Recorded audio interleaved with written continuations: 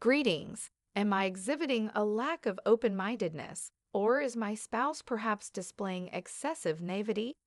A dispute has arisen between my husband and me, leaving me emotionally drained. My name is Alice, and I find myself in my 30s. My husband, Martin, and I share the responsibility of raising our daughter, Mia, who is on the verge of entering the third grade. Our familial unit, previously including my retired father, now numbers 3, as my father has embarked on a 2-year overseas assignment offered by a certain company. The discord originated with the prospect of accommodating my nephew, Philip, who is set to commence his college education.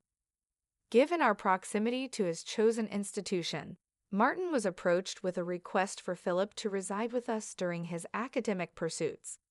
The proposition entails his stay until he achieves financial independence through part-time employment, yet specifics regarding the required savings or timeframe remain elusive.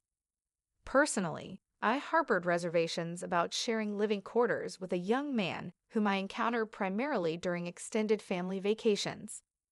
My home-based professional responsibilities further diminish my enthusiasm for the notion. Upon voicing my concerns to Martin, his response was unforeseeably defensive. His retort questioned my lack of trust in Philip, leading to an impasse where neither party was willing to yield. Initial discussions involving Martin, Thomas's wife, and Philip himself had exhibited unanimous support for the idea. Philip explicitly expressed his desire to be under our care. Martin, however, appeared oblivious to the underlying complexities, dismissing any apprehensions about Mia and regarding the situation with unwarranted optimism.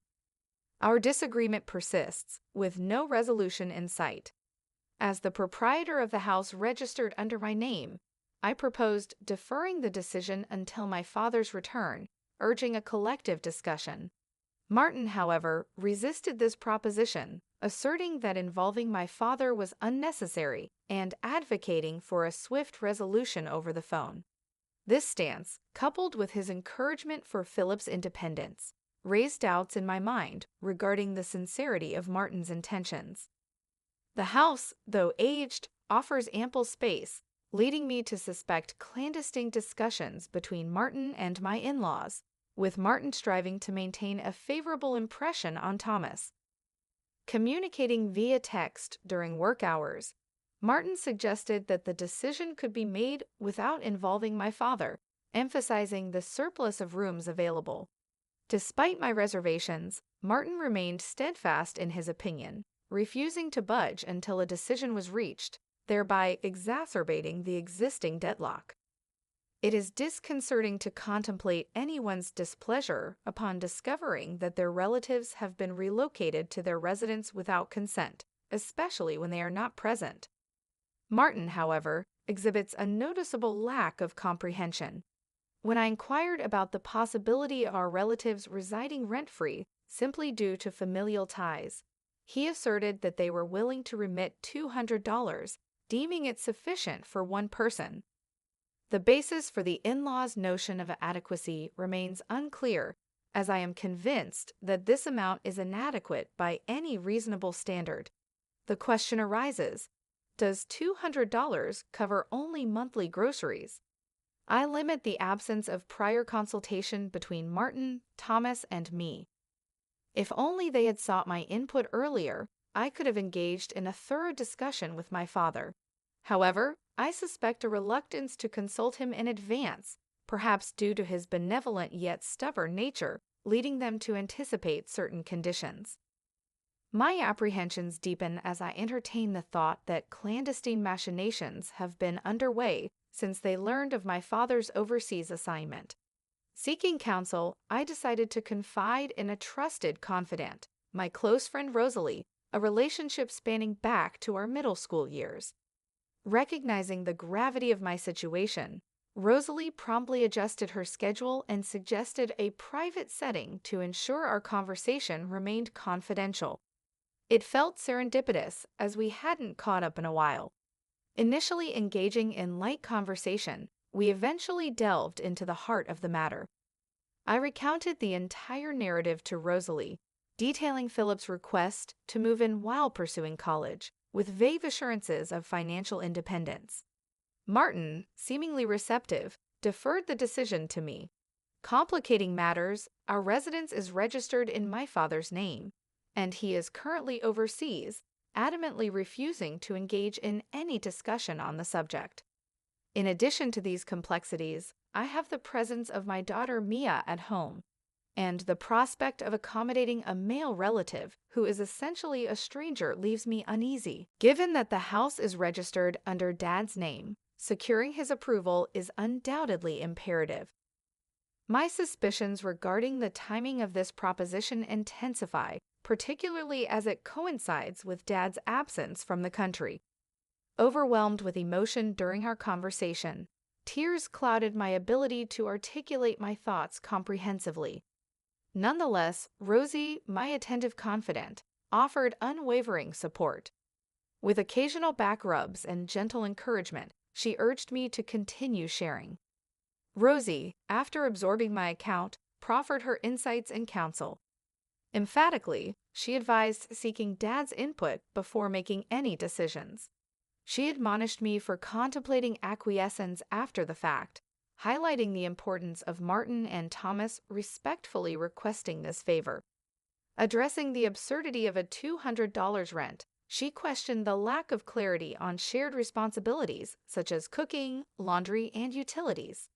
The prospect of shouldering these burdens, especially with Martin's frequent work-related absences, raised valid concerns.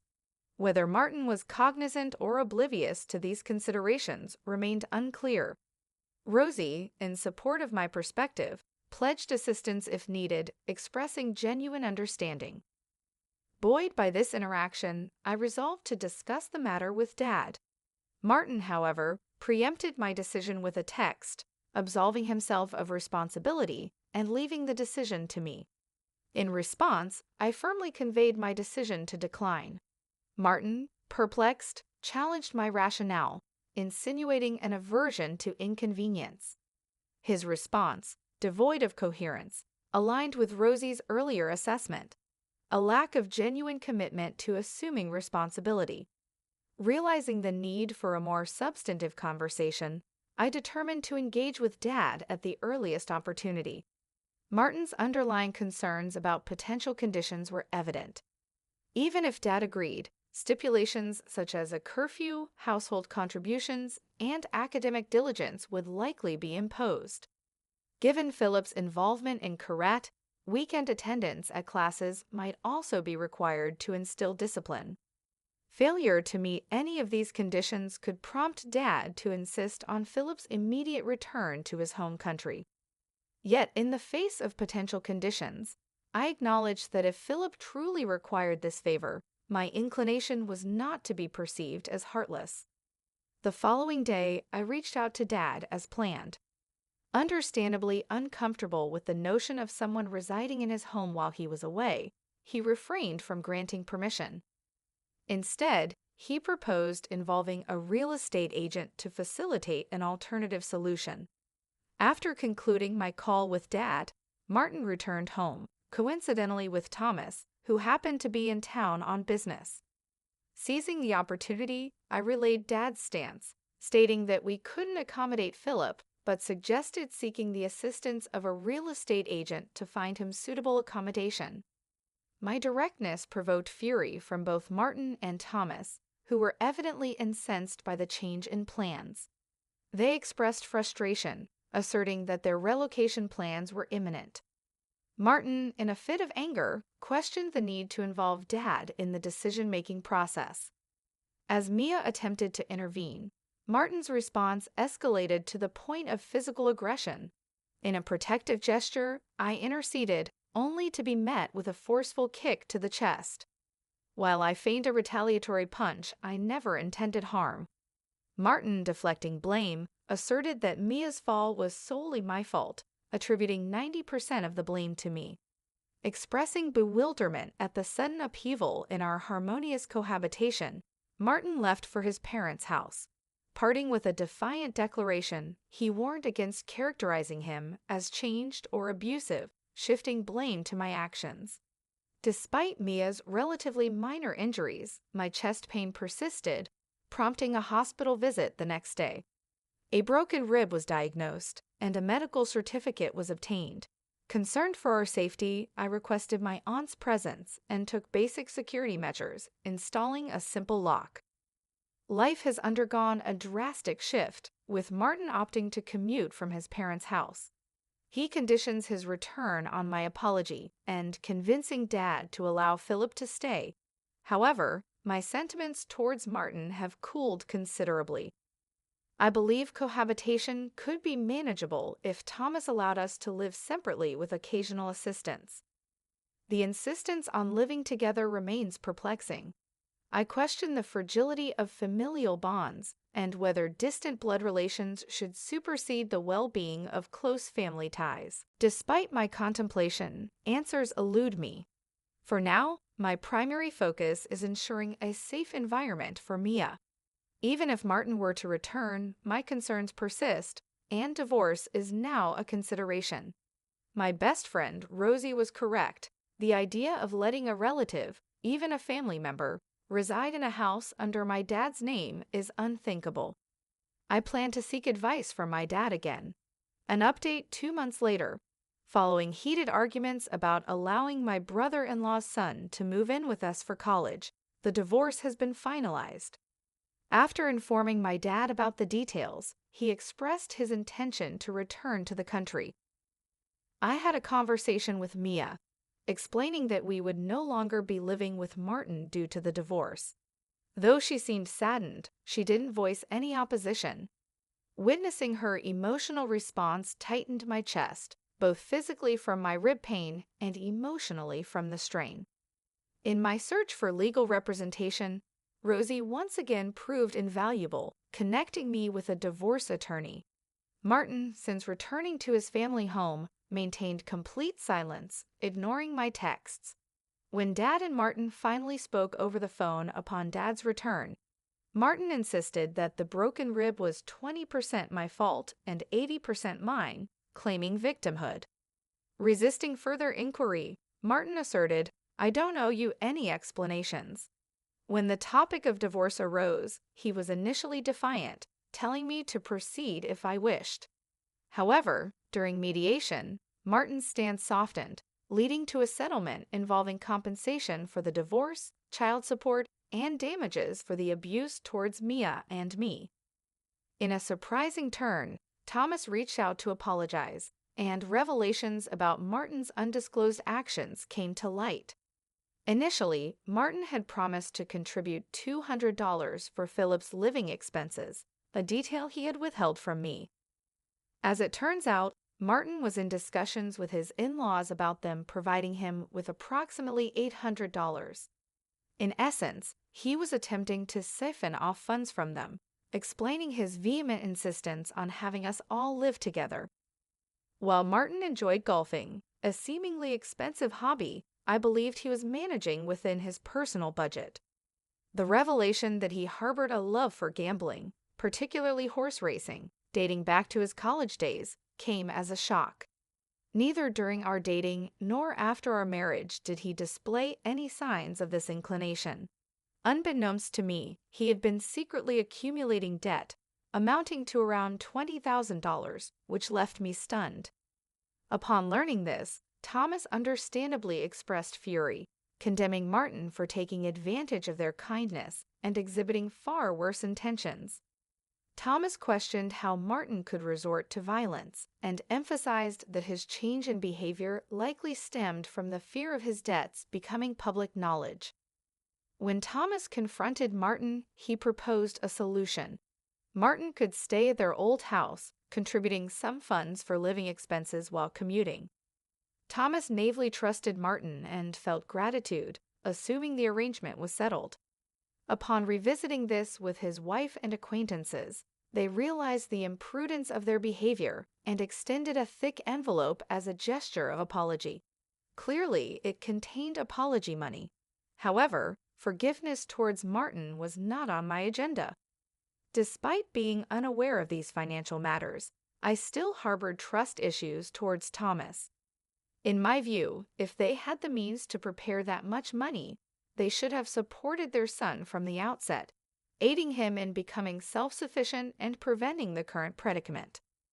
I politely declined Thomas's offer, and he extended his apologies once more before leaving. Several months post-divorce, Mia and I have been attending counseling twice a month. Dad's return overseas prompted occasional requests for support from my uncle and his wife, contributing to a sense of stability. However, an unexpected letter arrived from Martin. Despite my initial reluctance to open it, I sighed and decided to read it before discarding it. The letter was disconcertingly self-serving, with Martin expressing regret for losing his temper and acknowledging his financial struggles. He insinuated that honesty might have offered a solution, questioned Mia's loneliness without a father, and asserted his commitment to change for the better. The letter concluded with a suggestion to reconsider living together as a family once his debts were settled. Recognizing the self-serving nature of the letter, I shared it with my uncle and his wife. Concerned about potential risks, they promptly contacted a lawyer to arrange a restraining order. The terms stipulated that any future contact from Martin would incur a demand for $1,000 in emotional damages each time. The threat of reporting him to the police for stalking was formalized in a document sent to Martin.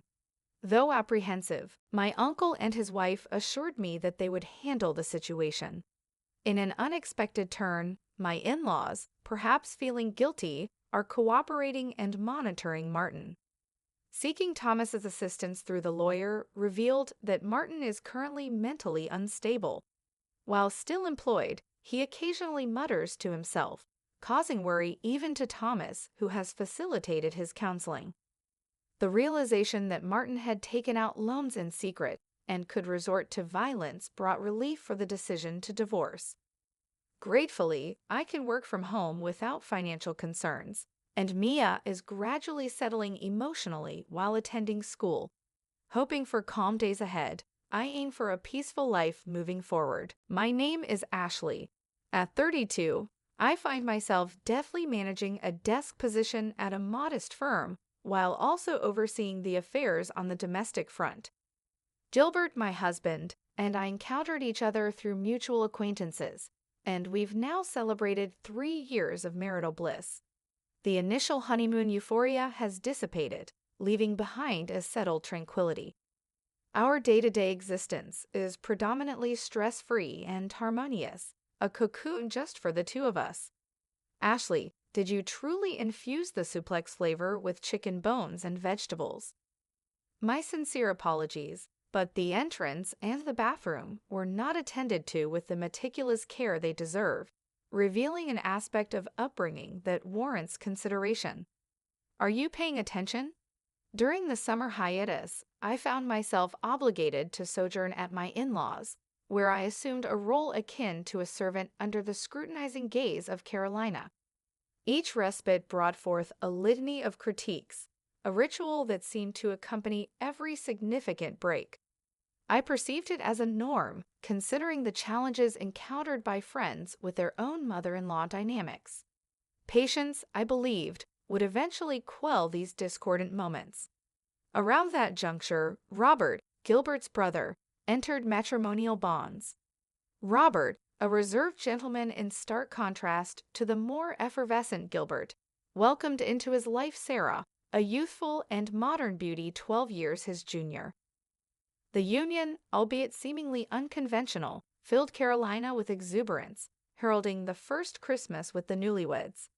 As they were occupied with work until Christmas, the plan was for Robert and Sarah to join us then. Consequently, I found myself extending my stay at the in-laws' abode from Christmas Eve onward. This decision, however, intensified Carolina's zeal to delegate tasks and oversee preparations for the impending festivities. Are you still engrossed in cleaning? At this rate, Christmas will arrive before you complete your chores.